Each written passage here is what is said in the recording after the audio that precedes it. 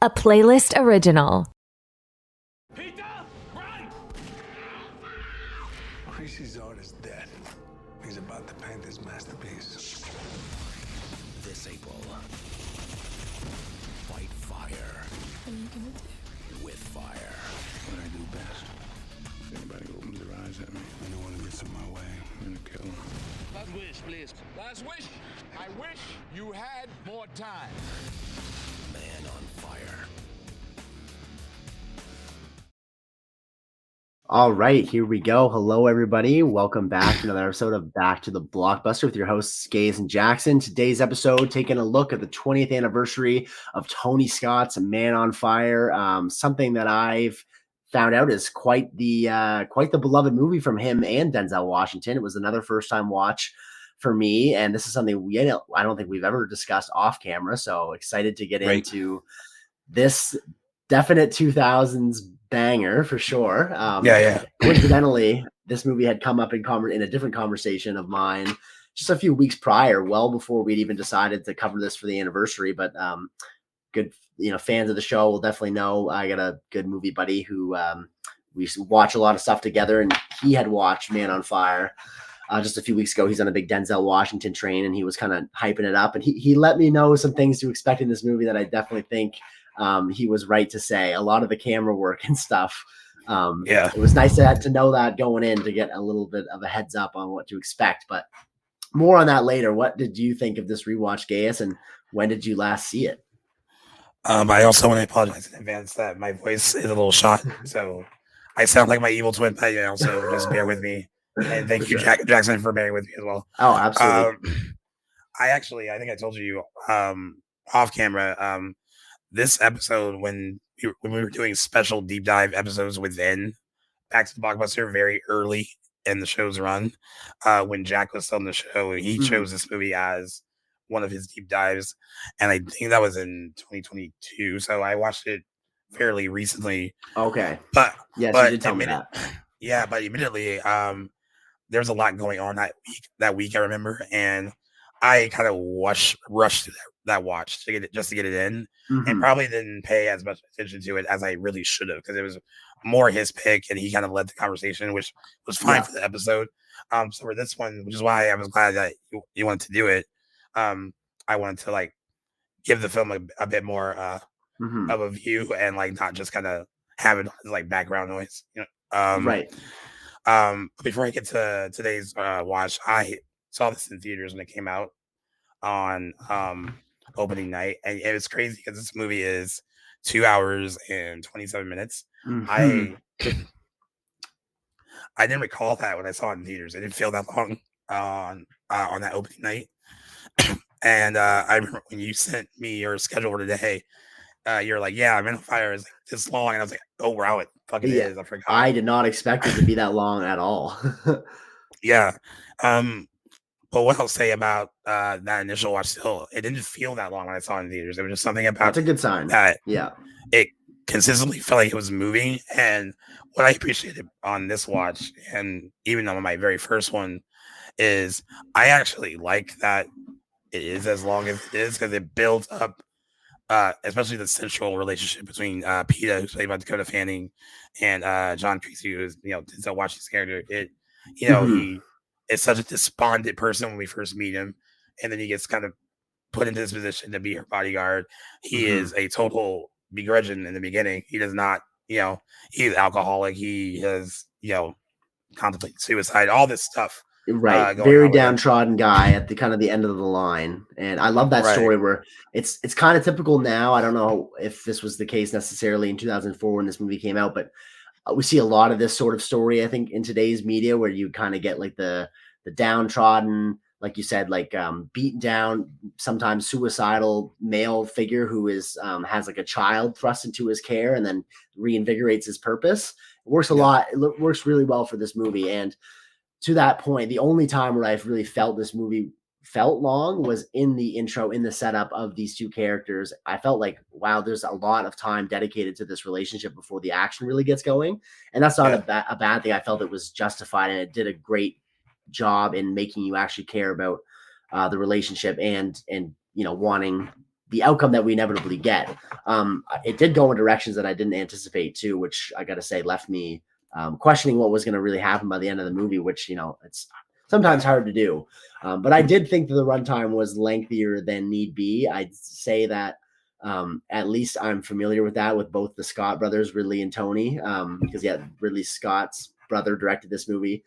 Both of them are big fans of the long runtime, and so knowing it was Tony Scott production, I was like, okay, this kind of makes sense. It's definitely within their signature, so I think that kind of helped me a little bit. But I think there could have been some time to shoot off from this movie, but overall, didn't feel like it overstayed its welcome. Just there's some spots where I think things could have been touched up, but small nitpick. Yeah, I was trying to figure out where I would cut, and maybe I would have to think about it more. But I think I was just so invested in, his walls had to be broken down by this little girl, and I'm glad that it's not like an instant, like she's so like precocious and so like more adult than her age. Which at this time in her career, it's so weird to say at her career because she was super young when she made Man on Fire, but she had the benefit of working with a lot of talented people early in her run as an actress. She did I Am Sam with Sean Penn. She did a movie with Robert De Niro. She does this with Denzel Washington. She all is at 9 years old and earlier. Yeah. At 9 years old. Yeah.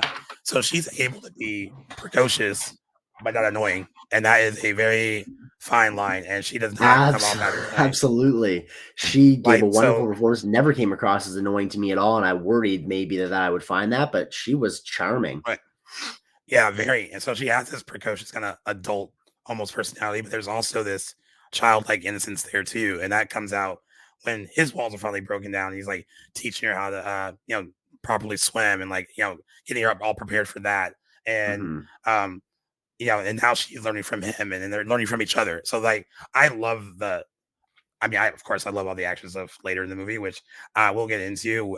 This movie received a lot of mixed reviews when it came out from critics, and it was mostly because of the violence. There was also issues with, like you said, how things were shot, the very 2000s. We'll get into that for sure. That's where most of my gripes with this movie lie.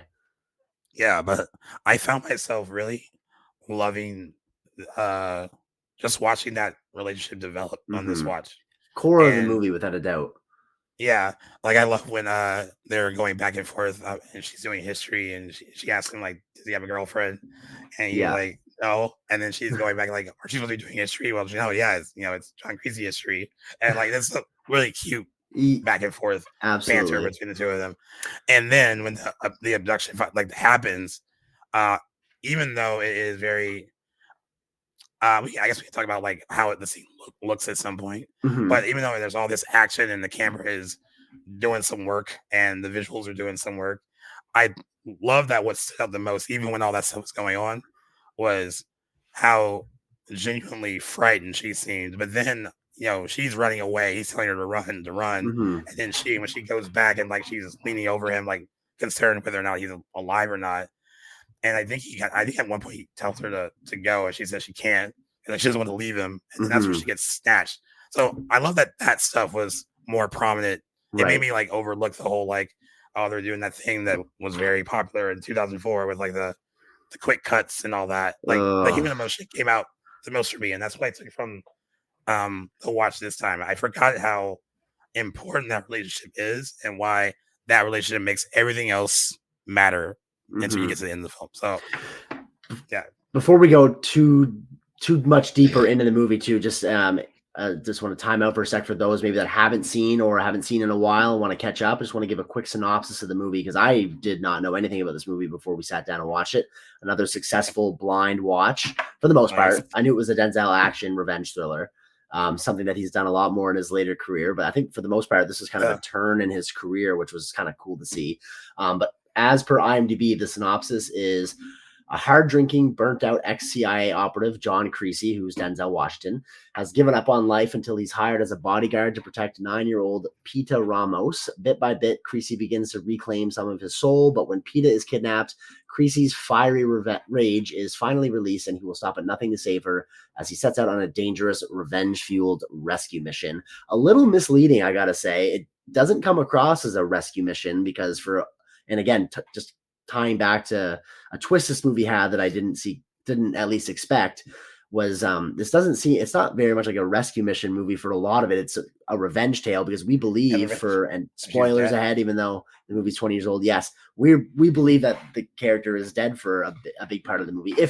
If you buy into it from the beginning that they actually kill her. I was split. I figured that she'd come back, but when after we're told that her character dies, and of course it's off screen, I was expecting to see more of her sooner than we did. So much of the movie went by without Dakota Fanning's character coming back that I actually started to think maybe they actually did kill her off, and this is just a bona fide revenge story. But funny that IMDb calls it a rescue mission because I didn't think that was the vibe throughout. I don't know if you felt differently having seen it before and rewatching it, but as a first time watch, I wouldn't describe it that way. But that's whatever. The IMDb description feels almost like you watch the trailer because that's kind of like the vibe it gives off. That is what the movie's going to be about. Okay. Because her character is, like you said, you believe that they did kill her for a big chunk of the movie, and I guess in the book that is based on, her character is killed, and it's very depressing. And yes, and when I found that out, I did that till today. I was like, well, would that have worked better for the movie? And I was like, I mean, I love when movies go hard, and even when it's not something we necessarily want to see. But I think because Dakota Fanning was just so lovable in this, I would have been like, I don't think that would have worked for me if she actually did. If she was killed and that was the end. I am curious how you feel about that change from book to film. Well, I'm on the same boat where I didn't realize that this was an adaptation from a book. Did find out that it had already been adapted in the 80s too, back when Tony Scott himself wanted to adapt this movie. His first movie, I guess, wasn't so much of a success, so it changed hands. But yeah, so it's AJ Quinnell is the author of the book series. I think there's 5, and he was working on a 6th book featuring Creasy before his death. And I found out too, like you said just today, that the roles are kind of reversed in the book, and Dakota Fanning's character has a quite gruesome death. I understand too, like her performance is very charming. I like seeing her on screen, and like part of me is like okay with that for the most part, happy ending. But I'm with you in the same sense that I like a dark, depraved sort of plot, and I think it kind of by switching it up and having her, everything kind of be okay in the end, kind of. I don't know if I want to say it cheapens it because I didn't have any investment in this before watching it, so I didn't have any expectations, but it does lend itself to a more conventional movie narrative. So I feel like it's something we have seen a lot in other action revenge movies where the ending is sort of predictable by the time you get there, but I don't think it's like egregious by any means. I'm still okay with it for sure. Yeah. But I think I would have been okay with the other ending. I think it pays off a bit in that moment when Creasy actually finds out that she is alive, and it's one of those things that he really didn't know, and that wasn't planned. He's on this like retribution tour just because he thinks that she's dead, and the look of realization on Denzel's face of like shock and then like the relief. It's a whole big mix in what Denzel does in that moment. That 100%. I was like, again, like one of those things that doesn't need words to really describe what that was. I thought that was really a good thing on Denzel's part to really show like. His whole demeanor changes on the phone when he finds out that she's alive, or at least when he's told that she is. He almost like succumbs, and he's like ready to do whatever to get her back. And his whole hard persona is, for the most part, dropped after he realizes that there's still stakes in this mission after finding out she's alive. And just attribute that to the years of fantastic dramatic work that Denzel had put in before this more like action heavy movie. Because he is such a fantastic dramatic actor, and I think the action genre, I guess Training Day just a few years before was kind of actiony in a lot of ways, but just a perfect actor to cast in this sort of role, someone that can blend great dramatic work with convincing action too. Wouldn't have wanted anybody else in that role for sure. He's fantastic in it. Yeah, I agree. And honestly, that for this to work, the chemistry between him and Dakota Fanning has to work. And I remember at the time when the movie came out, I was still like blown away that I'm not going to say that she acts circles around him, but she definitely holds her own. Yeah. This is not like him overpowering her in the scene. They are like equals most of the time. And this is like a 9-year-old girl. What? Exactly. And and kudos to her. And I think that's why all those years later, when they cast her in the Equalizer 3 and, they were going to be together again, I think that's why so many people like that. Yeah. They really did love that relationship between them when she was younger. And the reason she got even cast in Equalizer 3 was Antoine Fuqua brought it up. And he was like, oh, okay. Who would you want to kind of work with again? And you haven't worked with in a while. And Denzel said her. And that's how she ended up in that third movie. And it was interesting to see, think about what she was like when she was a kid, and then see her in this other movie where they're both adults, but the relationship is still kind of this equal. They're still on the same playing field. Like her acting chops haven't dwindled at all. She's still a very good actress. Of course, his acting chops will never dwindle. So he's always on his game, right? Yes, so, he is really still cool pumping out awesome movies.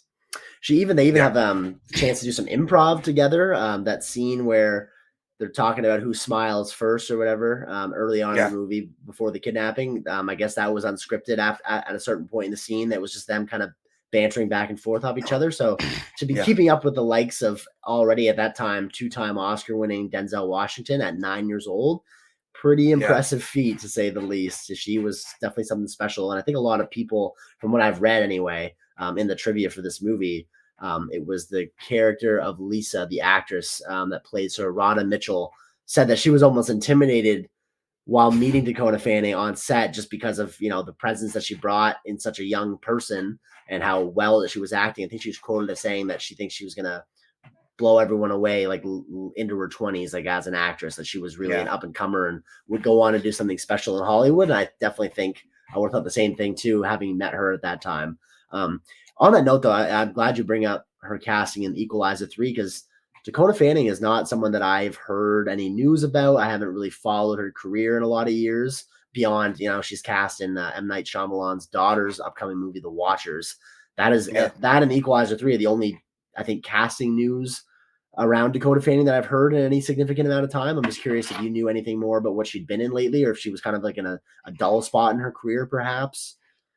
I will say my interpretation of it is that she has just consistently worked. And I think as she's gotten older, I think she's gotten just pickier with what she does. I don't think it's an issue of like they're not casting her anymore. It's, okay. I just think when you get older, you become more selective. Yeah, especially when you begin that young. But to her credit, she had a cameo in Ocean's 8. She had a small part in Once Upon a Time in Hollywood as well. Oh, yeah. What am I talking about? Of course. She did that drama and limited series, The First Lady, in 2022. And then she's on that Ripley Netflix series. Oh, okay. Right now. With Andrew Scott? Yeah. So, okay, good for her. She just turned 30 in February. And, I would say that she still works consistently. And I think she's more. Clearly, she's in some things that I have forgotten about. Absolutely. I just haven't felt like I've heard her name in a while, but good for her for still working in some pretty decent projects. That's great. And completely forgot about her sister also, is Elle, right? And they both consistently work. So it runs the genes, apparently. I guess so. And it's funny is like you said, to go off what Radha Mitchell said, I think everyone at that point in her career that worked with her had variations of that same thing said. Where I think Sean Penn said it about her when they did I Am Sam. Michelle Pfeiffer also in I Am Sam said pretty much the same thing about Dakota Fanning, that this was not. I don't know if I'm going to call it like a child prodigy, but they were like, this is someone that has like firm grasp on like this adult material at a very early age. And I'm really happy that because we hear a lot of like horror stories about child stars and all that, and I never heard anything about her like where it was just. Yeah, that's great. It doesn't seem like she went through it like some people do. And I think a lot of it had to she was always her talent always kind of shone brightly first. Like I think everyone every time she did something was just so shocked. Tom Cruise said the same thing about her when they did War of the Worlds together. Apparently, he still sends her a birthday cake every year for her birthday. I saw that somewhere. Yeah, that's pretty cool. Yeah. Good Tom. So she certainly had that I guess you call it the it factor, right? It's just some people are just born with it.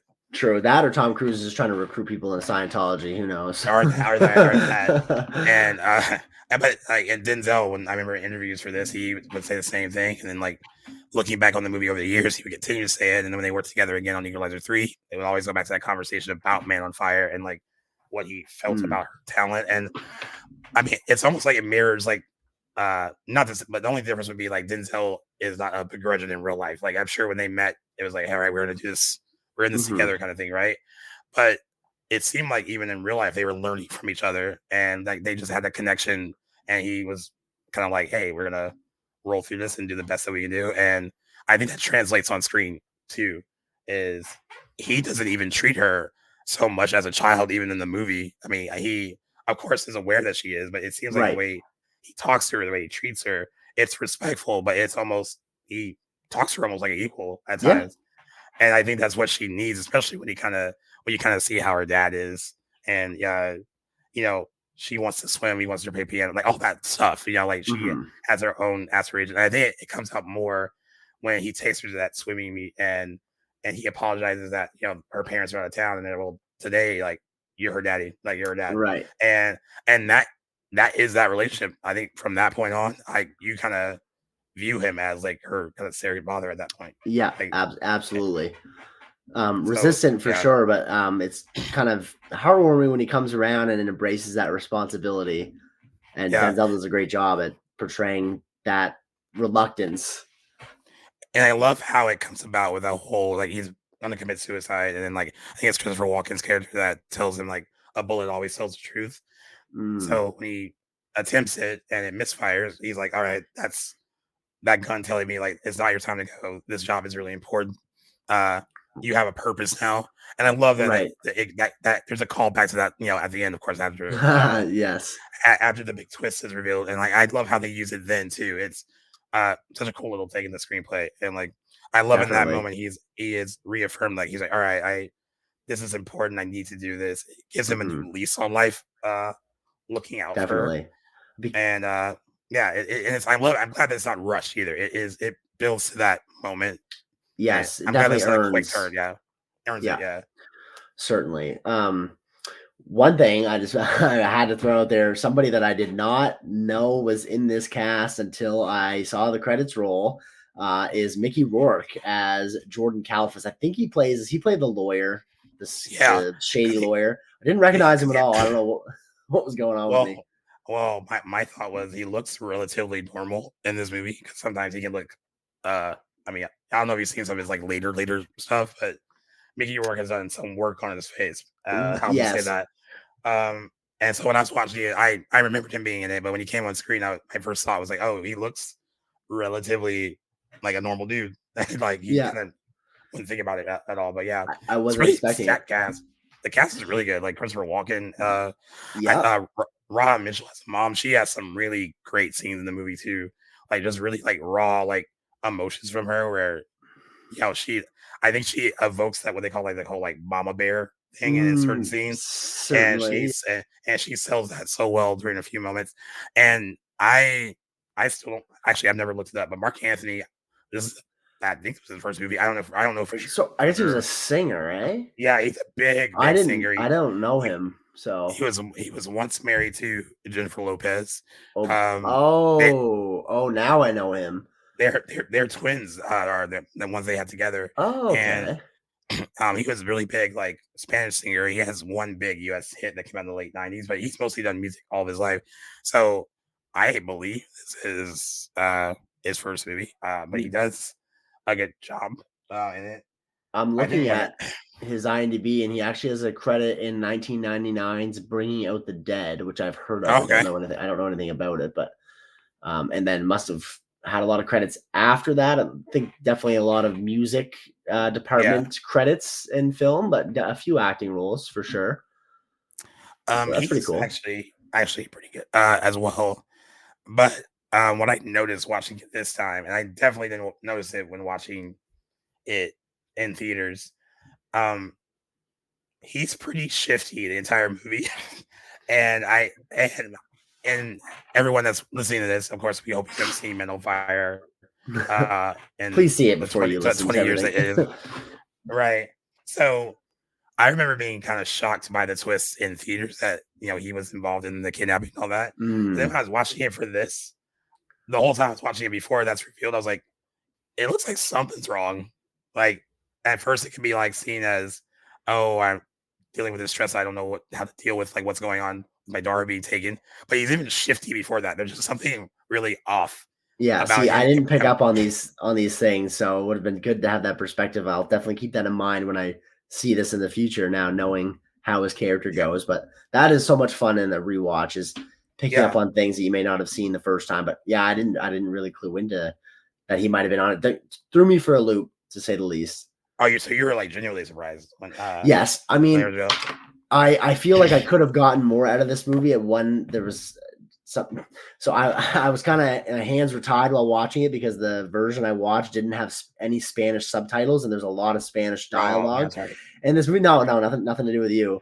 But I did feel out of the loop during a lot of the Spanish conversations. So there may have been things revealed in the dialogue that I could only listen, and I don't speak Spanish, so I couldn't piece together some things. But I'm curious if there would have been other things that I might have. There's definitely character relations that I was not following because I just didn't know who was who. So that is something I probably should have led with. But yeah, my next watch of this movie will definitely, I think, improve like how I feel about it, because I'm just not a lot of it is the movie's fault. Some things I have issues with the movie we'll get into, but a lot of it was not anything's fault, just I didn't have the subtitles, so I kind of was out of the loop with some, and it kind of made the narrative a little hard to follow, but again, not a fault of the movie. And I guess too that it's just watching a video afterwards that the subtitles in this movie are like they kind of have their own style that other movies have like mimicked in the future. Is it something you're familiar with, like how they're all over the screen in different places and whatnot? I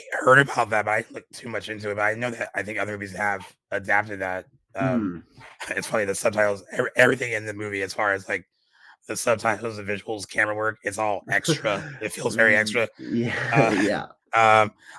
before I forget, I think the one thing that you would miss without the Spanish subtitles is the reporter is one of the first people to point out about the police officers that were there that he kills during the abduction. Oh, okay. Yeah. She's the one that points out to them during the press conference that like they were off-duty police officers, but they were in uniform and they were in a patrol car. So why was that? And he would answer her question like directly. So that's one big like hint that like, oh, the cops are also kind of, he meaning maybe Pita's dad, Marc Anthony's character.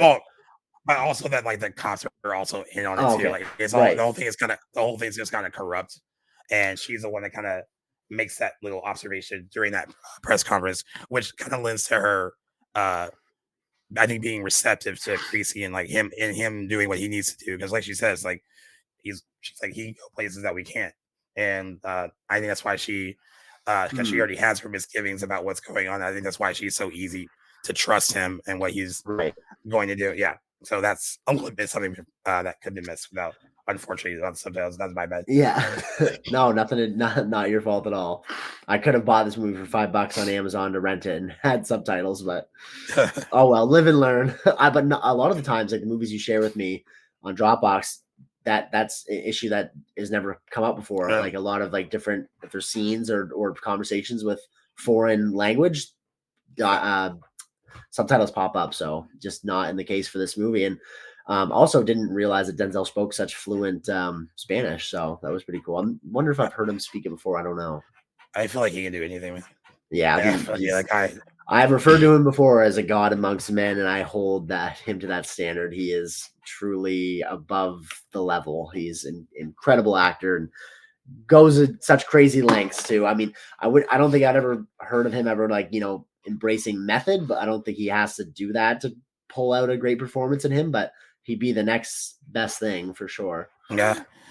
Before we get to, I guess, talking about the acts of retribution, because this movie has a big reputation for the violence that comes into play later in the movie, but I think it might be a good time to discuss some of the technical aspects of the movie that may have, maybe for you hindered it a little bit. Yeah, for and sure. It definitely is a product of its time. This was like a big, just the way this movie looks, the way it, and I get the intention. I think the intention is to make you feel like you are there and make it all crazy and like kind of like, to me, it has the opposite effect. It makes me feel like I'm watching the movie being edited in the room, and it takes me out of that movie feeling, which from most of the reviews that I've read in the quick time after watching and recording now, a lot of that is an issue that I see a lot of people bring up. And again, it's it's a product of the time, not by any means the only movie to have used it, but the 2000s were very popular with it's not just shaky cam. I don't know if there's a word to describe the shaky cam and the quick cuts all in one, but there should be. Yeah. But I know Ridley Scott or Tony Scott has kind of used it to lesser degrees in other movies of his. But this, you're right, he definitely ramps it up to 11, really embraces it. But to me, it just like it does in other movies, takes me out of that experience. And there was so much in abundance in Man on Fire that it was challenging for sure. This was something that Cam, my friend there that had watched it a few weeks ago, warned me about, because we're both like not huge on that editing style. So it was, at least I had that benefit going in knowing I was going to get it. But oh man, yeah, it was tough in a lot of ways. I feel like too, it's just surprising when you have actors the caliber of Christopher Walken and Denzel Washington. It like there's so much more that their performance can be brought out just by having the camera linger on them, instead of like jumbling together a bunch of different cuts and crazy camera angles and weird color filters just for no reason. I just thought it was an odd decision to really lean into in this movie. But does it bother you as much as it bothers me in movies, or are you okay with it? I don't love it. No, I don't know if anybody loves it. I don't love it. I mean, like I said, when I was explaining the intention behind it, I don't agree with it. I think that is supposed to be intention. I love what you said. It does feel like you're watching something being edited live in real time. Yeah, and it didn't take me out of the movie entirely, because there's other stuff to appreciate about it. absolutely. But I guess there were moments where I felt like it didn't even need to do any of that, where I wish certain scenes were just played out without the extra, Yeah, oomph from like the camera. The and the club visuals. scene is a big one for me. That's A big a big offender. one. So that was when I almost not checked out the movie entirely, but I was like, oh, hey, this is a lot. That This is scene, I was like, okay, let's get out of here. It was sensory overload, and not in a good way. But I think the way the movie looks, the cinematographer is Paul Cameron. He did Collateral the same year, later in August, Oh, and nice. and he worked on the TV series Westworld. I think if I could give it a compliment, it looks like it lives in Mexico City. Like Yes. that. At least there's that. There are movies that are made to look like they're there, and I feel like they're there, and this feels like they are there. So I'll give credit to the visuals in that regard. Yep. But I think kind of hinders some of the action scenes too. Like the scene where he has the guy's hands like taped to the steering wheel, and he's I like was cutting off just his thinking fingers. about that. Yeah. So the scene already, without the camera having a seizure every time he goes to cut off one of his fingers, would have been effective without all that. Would have been more effective, I think, if we're seeing more of that go down. Right. Like, it doesn't ruin the scene. It's still a pretty brutal scene. Yep. But I would have felt more brutal. You know what it reminded me of? Like Saw. Like the first Saw used to do this. I mean, I guess like they all kind of did. Bad Offender too. Yeah. And I was like, I wish the camera just would. I mean, I don't know if I necessarily need to see the fingers cut off. Like to watch them be cut off. That would be to cut away from it. Yeah, that would I think be more challenging budgetary wise. I like the spurt of blood on the window. I think is an equal effect. Yeah, that's cool. Yeah. But I think scenes like that would have played a little bit better without all the trickery from the camera work. But I mean, it definitely was a thing. Like if you look at like what he has worked on, Paul Cameron, he also did Deja Vu, which is another Denzel Washington movie that has the same look and kind of like, is it not also directed by I think Scott? so too, right? Yeah, I think so. Yeah, they did 5 movies together, and this was the second of those 5. I keep saying Ridley Scott. I mean, Tony Scott. So he's not. Yeah. So yeah, you definitely. I mean, I think, you know what? If I was a 15-year-old kid, maybe I would love how perhaps like the energy of like almost like a video game. I think a little bit, but it gets old quick. Definitely not for me, and I know that.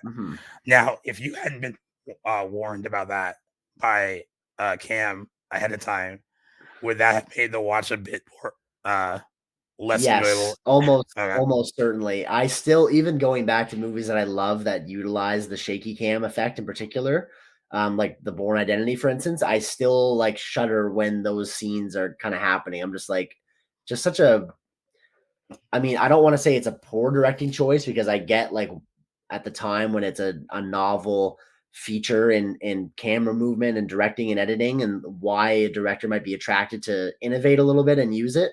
It's just, Yeah. it's unfortunate how much it grounds that movie in its time and how much it hinders that experience for me. So I kind of, I don't enjoy going back even to movies that I do like that utilize it. So almost certainly would have been a little bit more pissed off if I didn't have that heads up. So I was grateful for him for warning me that to expect that. But even that being said, there was so much more of it than I expected. And with the movie being 2.5 hours and it being a pretty constant effect throughout the movie, there was a lot to shake my head at when it was happening. But I mean, I guess I kind of just came to expect it pretty soon after, like into the movie. But yeah, just something that I could definitely do without. But sorry, I'll let you get out. No, what it kind of reminds me of? It kind of tells me. It seems like it's telling the audience that it doesn't trust the audience to feel the moment, and it's like, okay, this is where you need to feel this. That's what it kind of feels like by using it that way. It's almost like it's almost like a jump scare in a horror movie where they're like, all right, we don't trust you to be scared yet, so here it is. Here's the camera telling you what to feel. Right, and I think that's what it does. And that's an interesting perspective. I never thought of it that way, but I think you're totally right. And I wish that I'll find a way to throw it to our listeners, like in a poll or something, to see if they liked this style of filmmaking back then. I'd be interested to see like what people thought. Like, again, like I said, it didn't take me out of the movie, but I was like, is this really necessary at this point? Especially the club scene, like you said. I was like, I couldn't even tell what was going on at one point during the club scene. No. And I was like, all right, well, here we are. I did like some little like flashbacks and like things that they did where, he would flashback to her when she got abducted. It was like in black and white. That kind of stuff was like kind of cool and all that. But yeah, for the most part, it's just like didn't really need all that stank on it. Another another scene too that utilized it way more than it needed. And I don't think any amount of it is needed in any scene, but a scene that could have been really poignant and critical and would have really made you sit in the emotion of the character at the time is when he actually is trying to commit suicide and the bullet jams or doesn't fire. There's a lot going on in that scene too. I just felt like this is more of a softer scene that could, really relish in the negative emotion of the scene. There's no action going on. It's just him alone in the rain with a gun to his head. And I was like, why is this happening right now? Why is all this camera trickery going on? So little sequences like that, even I want to appreciate that moment of Denzel and his character going through this, but then that editing and directing style would just kind of cramp my style. So again, I feel like that kind of hindered this watch and will probably affect how I felt about it. But again, first time watch, I'll always be looking at it with a different lens in the future too. So just keeping that in mind. And that's a moment where you just trust Denzel Washington.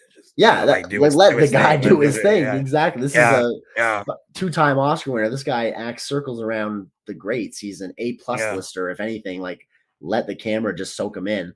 Exactly. One point I was looking to get to here is on the note of the violence. So this movie's rated 18A. I didn't feel like it was that worthy of that extreme rating. I felt like we could have gotten away with an R rating with this movie.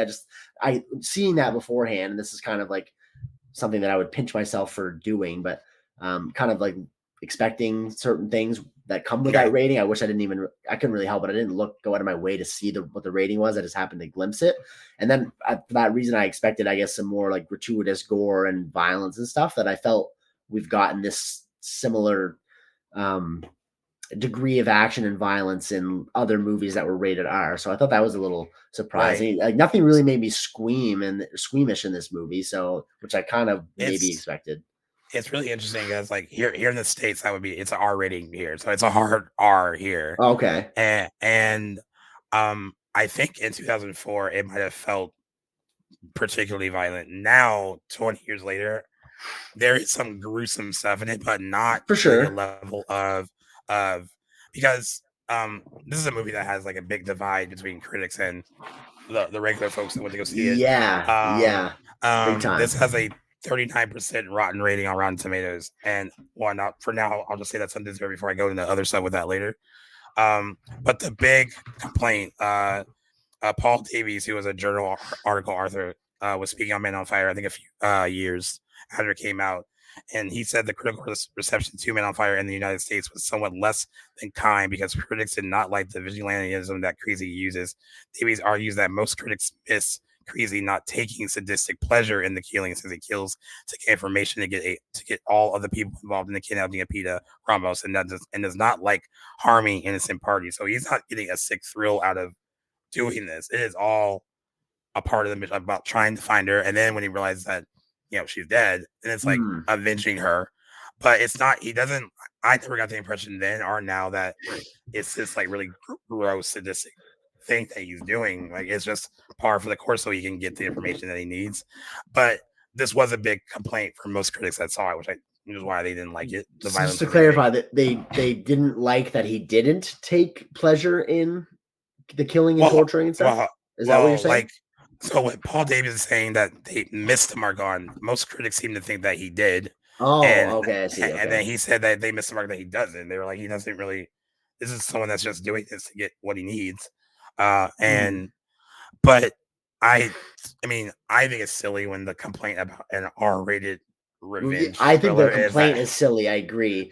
What I disagree though is that maybe not in everything, but I did think there were scenes where he is torturing, that he's having fun with the victims. You can tell that he wouldn't probably have been doing this if the situation hadn't unfolded, but now that it had and he's confronting these people, I do think he's almost kind of playing with his food in a couple scenes, particularly the rectal bomb in that one guy where he gives him the 5-minute counter and he's getting the information and he still lets it wind down. He's going to kill him, but he could have killed him in any manner of ways, yet he still let him, let that diffuser go and plays with him the entire time. And the finger chopping scene, I feel like Denzel's character, Creasy, was like, enjoying it. You almost felt bad laughing, like during that. It's like, oh man. when he's getting ready to walk away, and that guy's like, wait. He's like, kind of like, what? You're not gonna like take this thing out or whatever, right? And then of course, I think this movie has a lot of pop cultural moments, but a lot of people refer to that scene a lot, and that whole like, I wish you had more time line has been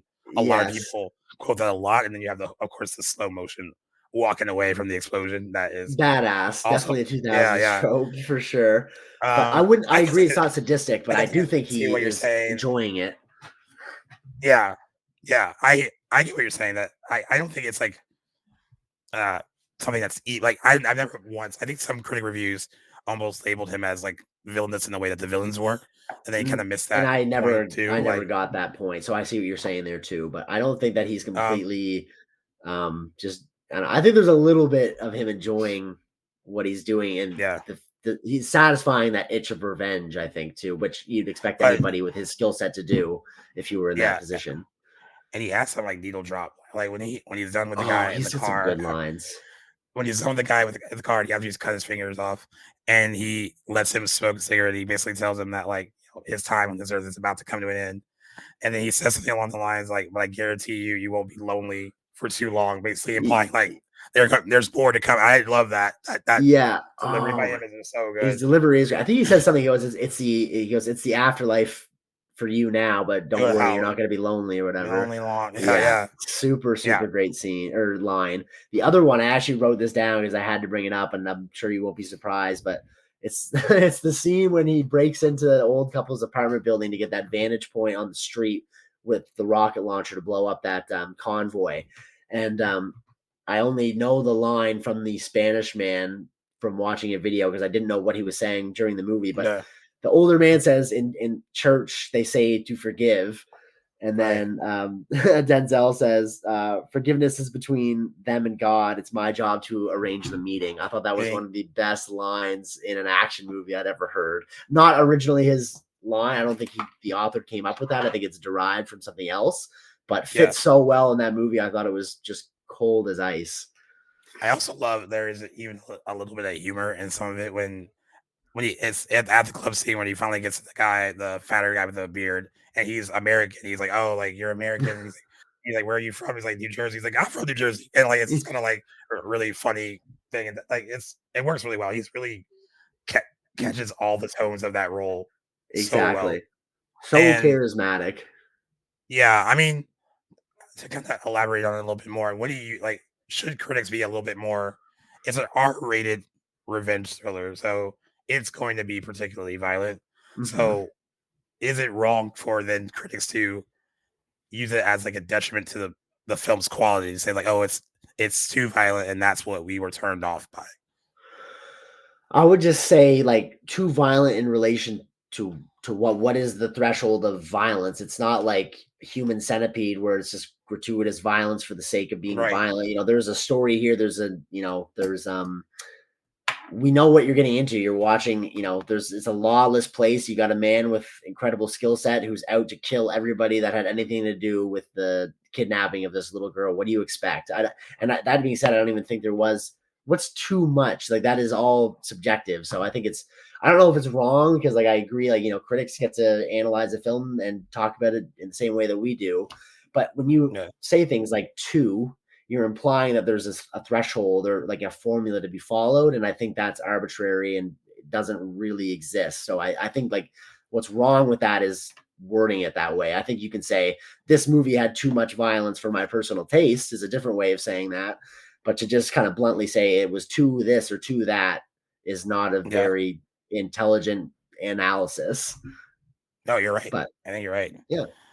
I think like I don't know. I get if you're a particularly like, but I think also as a critic, you're supposed to. There's ways to review these movies where you have to take your personal, I don't Out of say it. taste, but like out of it. But yeah, I Yeah. mean, it's almost like you're walking into it with a little bit of negativity already, because And some critics, that's what they do, right? Like I right? think of like the Critical Drinker, big YouTuber for those that don't know him.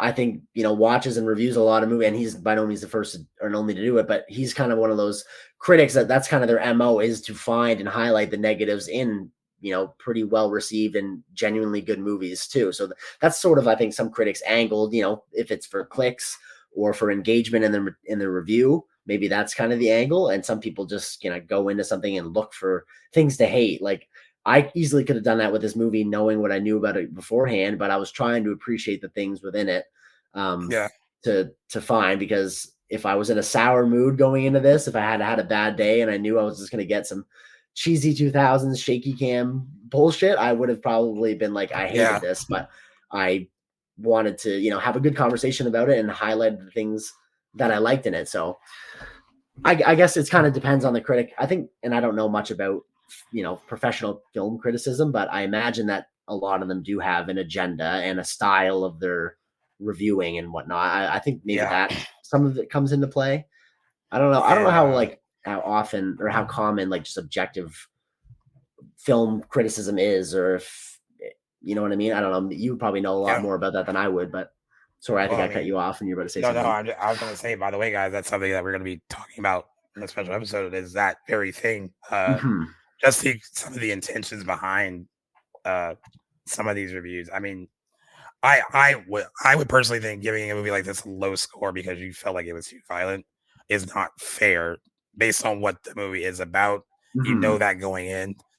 If it was to hold back on what it was showing you or what all that, I think it would be doing the audience a disservice. Now, granted, like there are some people that probably love this movie because it is so violent, and they probably cheer when. I mean, there is a Mhm. certain thing where you're watching bad people finally get their comeuppance. There is like a little bit of a joy in that as a viewer. Like, you know, uh, I get that, but I don't think it's fair to label the movie as bad because you personally thought the movie was too violent. No, Yeah. I don't think there's Um. that causation doesn't equal or correlation doesn't equal causation in relation to violence in a movie versus the quality of that movie. I don't really think that makes sense to derive a score based on one tiny aspect of it like that. Yeah. And I also want to give kudos to Christopher Walken. Who it's not like a big part or anything, but he has probably another line that's quoted a lot if you're a fan of uh the movie. That whole a Hmm. man can be an artist in anything, food, whatever. It depends on how good he is at it. Creasy's art is death. He's about to paint his masterpiece. I don't think anyone else could say that as eloquently as Christopher Mm, Walken. And that line delivery is perfect because of how he yeah. says it. I also like that you have like someone that gives those characters and the audience a bit an understanding of who this man is too. Like he's someone that understands him because they are old friends and all that stuff. So he knows what he's capable of. And Exactly. now he's probably like, now this man has a purpose. Like he loved this little girl. Like this is not going to end well for the rest of the Exactly. Yeah, the cat's out of the bag. There's no putting him back in there, and he's got all the tools at his disposal. And let's wait and see what he's going to do. He definitely paints that picture in that line. You're right. It was a really awesome, one of the better lines of dialogue delivered in the movie too. And Christopher Walken, as little as he is kind of in the movie, like he's very effective when he's in it. He's a great presence on screen. Yeah. I know we kind of touched on it a little bit, but as you were talking about the length, but do you think it takes too long to get to the revenge, kind of like thread of the movie where most of the action takes place?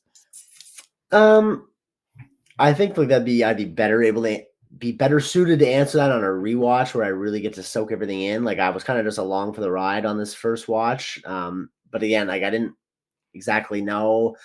I was definitely hindered by not knowing who the significance of certain characters were because I was missing out on a lot of that dialogue. So there were people that he would be interrogating or conversations between bad characters that I wasn't picking up on. So the plot might have been in a different spot than I realized it was at the time. So I feel like I can't exactly give an accurate answer. That being said, like I do agree that, or at least I think that the movie could have been a little shorter. So maybe, but I'm not exactly sure where yet that I would have cut things out. And I do think that like the time it takes to set up the relationship between Dakota Fanning and Denzel is justified, warranted, and the movie's better off because of it, instead of just jumping right into the revenge part. But I'm sure, there could be a slicker edit of this movie somewhere within there. I don't know if it, it exists or if Tony was the director's cut kind of guy, but I think I would just, for the sake of answering the question, I'd say yeah, but I don't know. What about you? I think because I like the buildup of that character growth between him and Dakota Fanning, I was okay that it took the time to develop that before we got there. Agreed. So I wasn't ever bored. So at least there's that.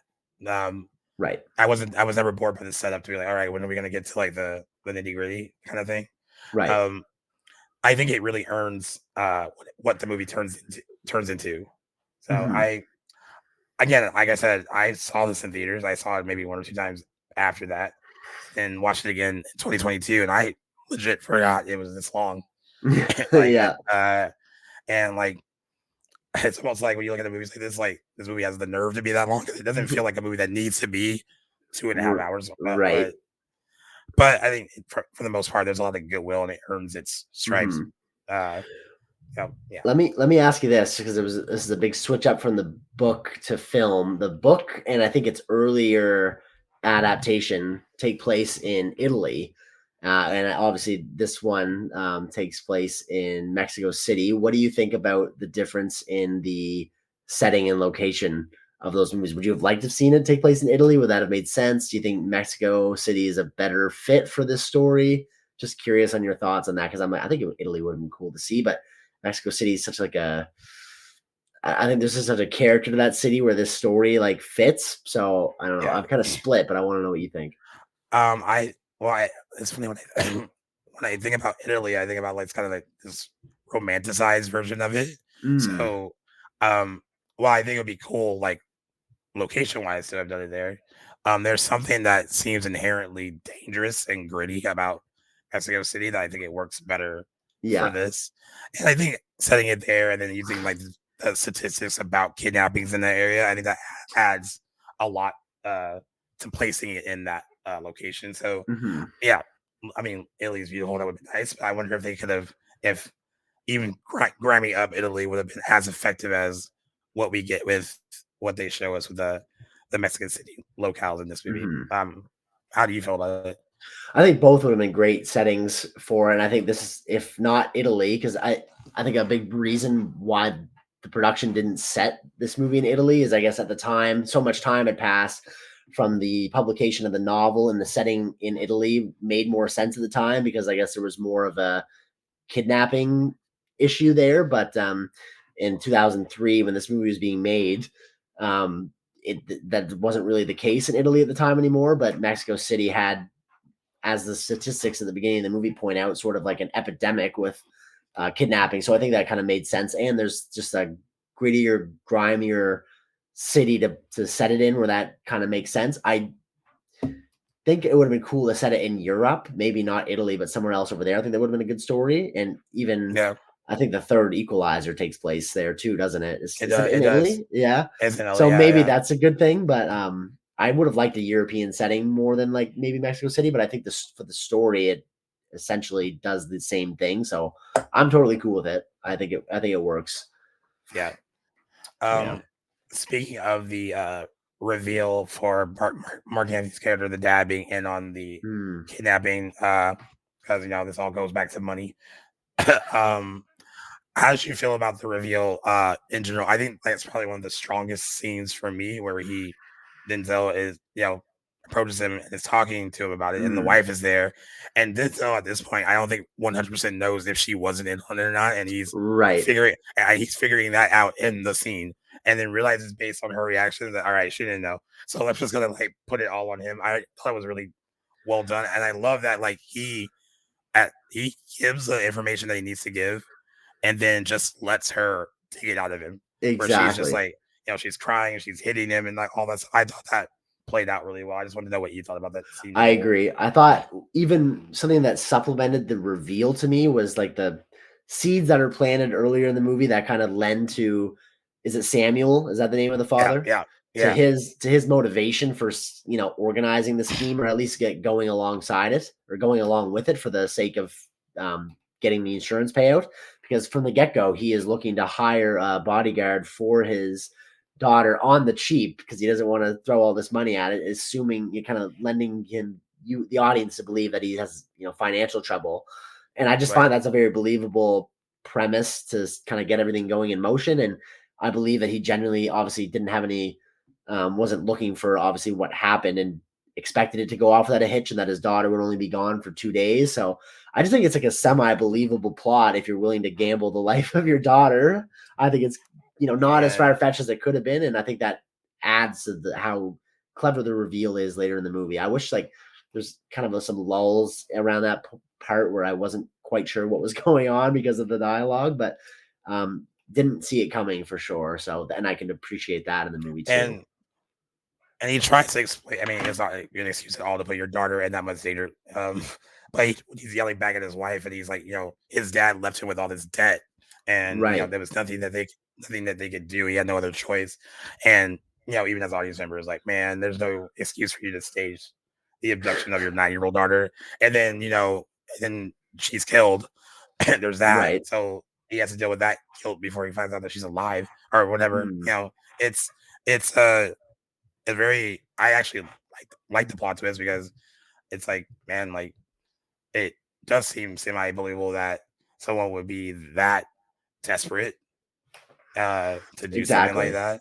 Yeah. I do love that the wife was not in on it though, and I also love that she gets her own little needle drop where she's like, "Kill him or I will," and she just walks out the room. Yeah, do your business. Like, she doesn't even care anymore.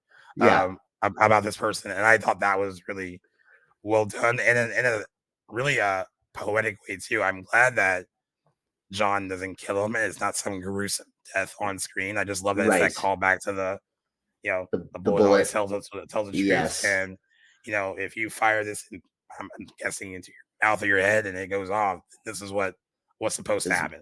Right. And I love that part of it. And I love to, like, in addition to that, I completely agree that it's a very poetic end and call back to that earlier moment in the movie. But I love that, like, Samuel's not portrayed as being like this objectively evil, greedy guy. He, from his perspective, he was doing it for the betterment of his family, hoping to get a little money to help them out. And he, instead of, loading the gun and trying to use it on Denzel's character to like save his own skin, he follows through with it and kind of like sees the error of his ways. I just think that was commend the screenplay for not just kind of going down that easy route of just making him like your typical popcorn villain, where you can almost kind of sympathize. Like, obviously he made a very bad judgment call and paid the price for it, but you can understand that he understands that as well, and kind of, takes the only course of action I think that he could have to redeem his character, if at all, if you think that he can be. I liked how he went out. I thought it was a really cool moment in the film. Yeah. And I have full disclosure, when the exchange is finally happening in the end, like they're gonna exchange basically his life and the voice we learn, and for his brother's life, for hers, because they know that she's alive. I forgot how strong that reunion scene is between those That is a good two, one. and Yeah. she's like running up and crying and hugging him, and I teared up when he's like, basically like, I love you, and then she's like, I love you too, Creasy, and I was like, oh. And then I was talking about that scene with my buddy Justin. He was like, dude, I was like, every time I watch that movie, I get to that point, and he's like, man, I got something in my eye, or it's very like you earn that kind of like that connection between them. It's like solidified there, and it's also extra like sad because he knows he's not going to see her again, and that this is it. And he doesn't want to leave her with that information, though. That of course, like she sees what is about to happen when she gets in the car with her mother, right? But I do love in this kind of final act of what a real father would do. It's like kind of shield his daughter for the ugliness that's about to happen. Exactly. So that scene is also just so really well done and just strong too, I thought.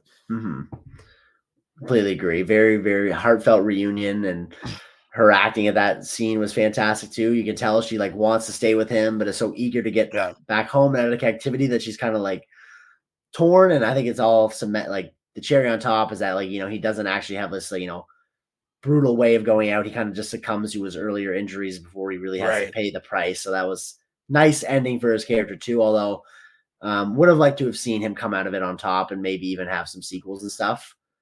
That's what I was gonna throw that to you, because I guess like narratively it makes sense that like this redemption arc would end with him kind of giving his life for her. But I was wondering if you kind of thought like, oh, it would have been cool if he would have made it through it or not. I'm torn on that. I get why that is a proper redemption arc for the character. But also, I mean, I guess I would have the liked human part of me way. is like, yeah. I don't think it hurts the movie at all. I mean, it makes it more like it's a bit more poignant that he found this new purpose in life and he saw it through. Now, for all intents and purposes, at least this part of his job is done, and she's safe, and she's back with her mother, and that was it. So poetically, it's very sweet and very much a very touching part of the movie. But it would have been nice to see him maybe come back and do this again and some other sequels for sure. Yeah, I bet you the books are a good read because there's 5 of them at least. So a lot of good John Creasy stories out there to be told, perhaps adapted in separate films in the future. Who knows? I think that would be really cool to see a new spin. That would be something, just because there's so much more material there and you don't have to just remake Man of Fire. I think to adapt another one of John Creasy's books that he's featured in would be a really cool idea. Would you like to see something like that? I would like to see something like that. Now I think they are working doing a series, right? On a series, which I think there is some benefit to that too. So I'm open to what that could be. So yeah, I have nothing. Yeah, no comment. Usually when I'm like, oh, they're gonna like try to do this again, but I think they're especially 8-10 episodes to really flesh out story with that character a lot. So I think that'd be a good route rather than another movie at this. Yeah, I think so too. With so much time that's passed since it was released, and now I'm a big fan of the limited series format, just to tell a longer story than a movie or a couple can do, and better than just hammering out multiple seasons of a show that don't really need that much. So I think it's a really great what do you call it? Like meeting in the middle, compromise between a movie and a TV show. A limited series is great. I would love to see it tackle this character and his story. Yeah, I agree. And for all you kids at home, Man on Fire opened in the US on April 23rd. So we are actually recording a day before its official 20th anniversary. We've actually been doing that a lot lately. Yeah, we've been pretty on the mark. Yeah. Yeah, by accident. It grossed $22.7 million in its opening weekend and opened at number one. It ended up grossing $77.9 million in the States and $52.3 million internationally for a worldwide total of $130.2 million on a reported $60 to $70 million production budget, where a lot of the money for Men on Fire really kicked in, and it was extremely successful when it came out on home video. It grossed more than $123 million in DVD and VHS rentals in the US. So that is where they could tell that this movie was well received. Yeah. And like I don't know. I've seen this labeled as a cult hit. I don't know if it. I mean, I guess maybe because it did even better after it had a theatrical run. I think that qualifies it as cult, but it did a lot of money at the box office too. It's kind of like one of those exceptions to the rule. Yeah. And this was actually, you said, it was a really interesting time for Denzel Washington, like post Training Day. And after Training Day, Denzel Washington became a very consistent opening weekend in the $20-25 million range, number one after first weekend kind of actor at that time. And it's interesting, guys. Like, Training Day was a role that was considered very dark for him. He had never really played a bad guy, and I think this role in Man on Fire is something that kind of meets in the middle. He's a good person, but he also is showing a much harder edge too than he normally does in his other movies. Right. So it's a interesting kind of companion to like what he kind of transitioned to beginning in like 2002 with Training Day, and then moving forward after that. He made some really interesting choices as an actor during that time period. Definitely, and he's portrayed pretty much every corner of like the scale of good and bad people. I mean, he later went on to portray had a really fantastic villainous performance in Ridley Scott's movie American Gangster, where he plays Frank Lucas. Yeah. So back to that villainous role, he plays them both so good. I think that's just the hallmark of a great thespian. Yeah, and I would say one of the most reliable actors working today. I mean, like, without a doubt. Yep. Like he's on my Mount Rushmore of actors. Yeah. Denzel's up there. He completely sells it, and and this is another home run for him. And I guess this is a good time for us to give final thoughts at our scores. And I am curious where you are gonna score this one.